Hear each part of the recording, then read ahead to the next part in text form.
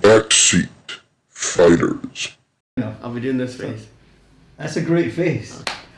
Hello and welcome to Backseat Fighters. My name is Miko. And I'm Stewart. And this is everything you need to know about UFC. I'm not very good at No, this. it's grand. You're Okay. killing it. No, shut up. No, I mean it's dying in front of our eyes. Oh. Hello and welcome to Backseat Fighters. My name is Miko. And I'm Stewart. And this is everything you need to know about UFC 238.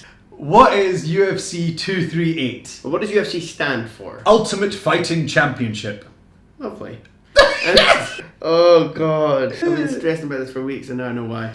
What is UFC 238? Well, what does UFC stand for? Ultimate Fighting Championship. And that's an organisation in a sport called MMA. Mixed martial arts. Now this particular event is taking place on June the 8th into June the 9th in Chicago, Illinois. America. And it's actually a very deep card, which means there's lots of title implications. And there are actually 2 title fights on this card, as the UFC's been heading towards a sort of model for a while now.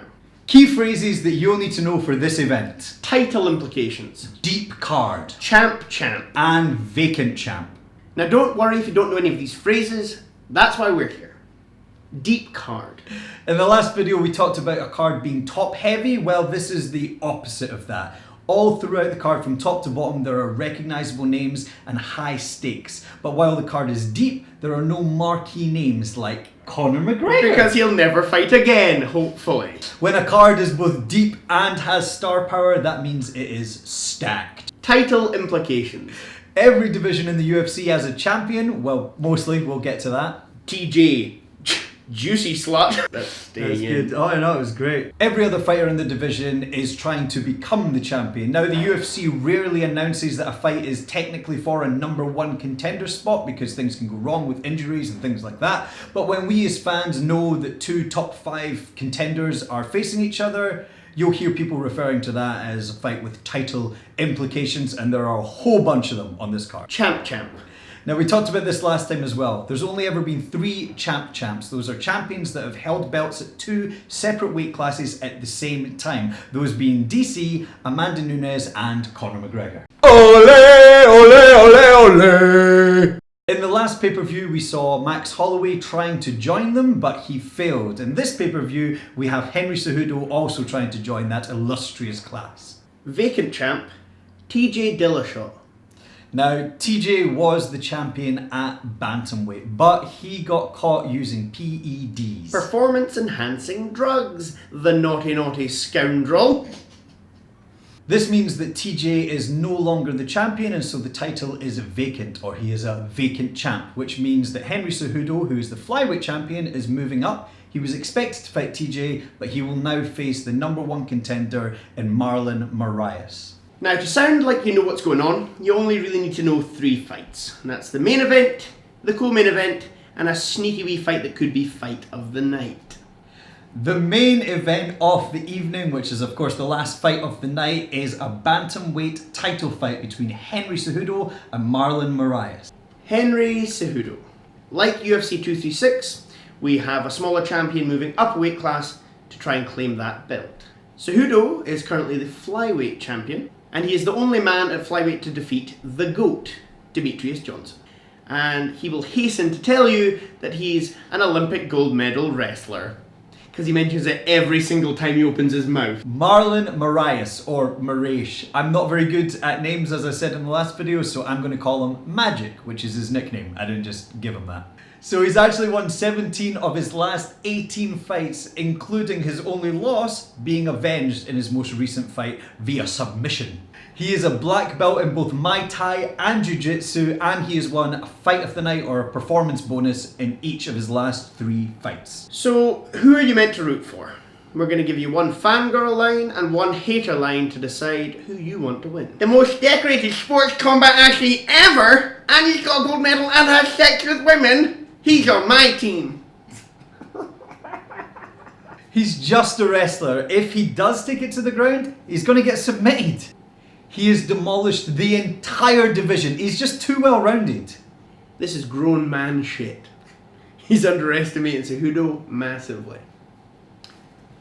Clone?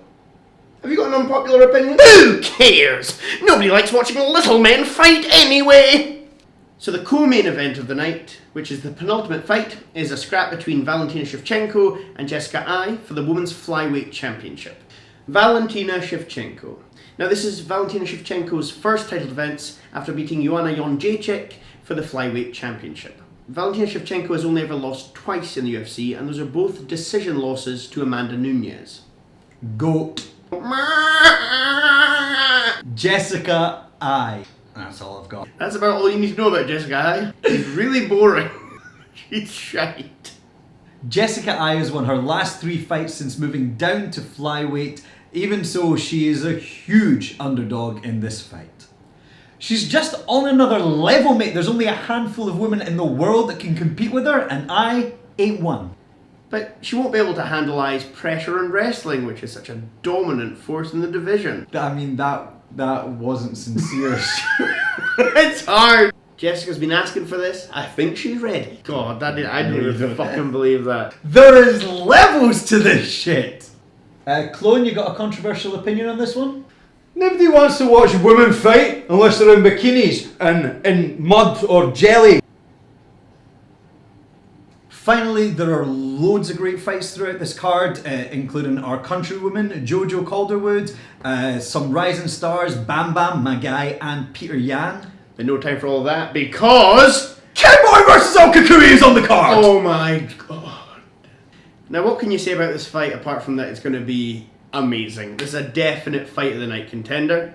You've got always game Donald Cerrone against El Kukui, the man himself, constantly overlooked as the #1 contender, coming for that chain. Coming for that chain. They've got belts, they want jewelry. 2 of the most exciting fighters in UFC history. Whoever wins is probably going to be next in line for Khabib or Poirier, whoever wins that fight, or maybe be a stand-in in case someone gets injured. And even the loser might be in line for a big money fight with our guy, Conor McGregor, who's definitely gonna fight this year's definitely gonna fight this year, unless he's in jail or cheating on his wife, allegedly. So that is all from us. Stewart has informed me that he thinks that my sign off is lame, so he's going to do his own one. I'm gonna smash. No, I don't know. That was fucking dreadful. Do I have a sign off? Skip the co-main event. Stay strong, show love, we'll see you soon.